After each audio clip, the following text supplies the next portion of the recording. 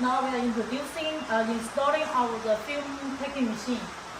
For this one is installing the film, and this tight is fix the film so that when you pack it, it controls the strength. Okay.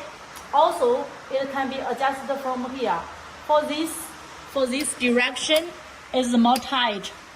It's more tight, and if you want to release it, just take this a little off, and then screw it.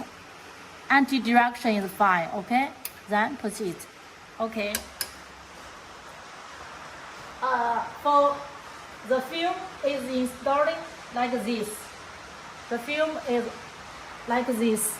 Go inside and then go inside. Okay. Here is the knife. This one is the knife. If your film is too big, you can cut it with the knife. Just installing like this is fine. Then fix it.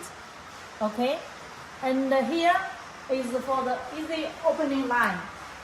Easy opening line direction is like this, and then go inside here. You should press it on the film at the beginning, and then it will go by itself. Okay. For this opening is here, the button, and this is the set number. This is the set temperature, and this is the real temperature right now.